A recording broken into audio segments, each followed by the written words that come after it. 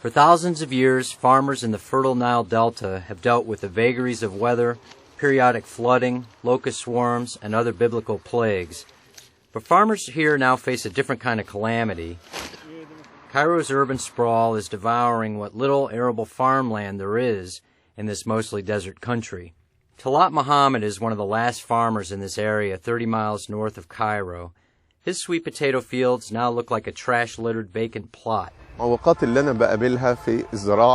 I face many obstacles while farming my land, since it is surrounded by houses. First, there are no canals here for my land, so I have to bring the water from that house over there, which costs me a lot of money. As countries around the world try to ensure future food supply, few problems loom larger than the population boom in the water-scarce regions of the Middle East and North Africa. Currently, the regions depend on the rest of the world for more than half of their food.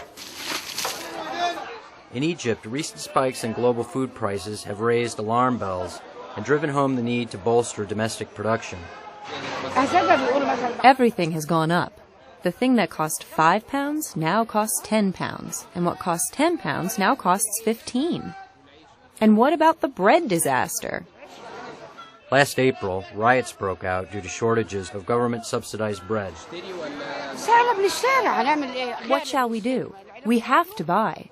You think my children are not going to eat? Or shall they just cover themselves and sleep forever? Egypt's response to the problem lies deep in the Sahara Desert, where the temperature often tops 110 degrees. This green oasis called Toshka is Egypt's model farm of the future, made possible by fertilizers and Nile River water pumped in across 150 miles of canals. Mohammed Nagy Mohammed is chief engineer of Toshka Farms. We have to search for those seeds which are going to give us a good crop, so we can solve one of our problems, which is our current food crisis. When the Egyptian government unveiled the Toshka Farms project in 1997, officials predicted it would be an accomplishment on par with the pyramids, with 500,000 acres of farmland and thriving communities. So far, though, few people have moved here and only 30,000 acres have been planted. Critics of the project have called it a risky investment and an unwise use of limited water resources. But Mr. Mohammed remains hopeful that Toshka Farms can reinvigorate Egyptian agriculture and food production. We are making a lot of profit here.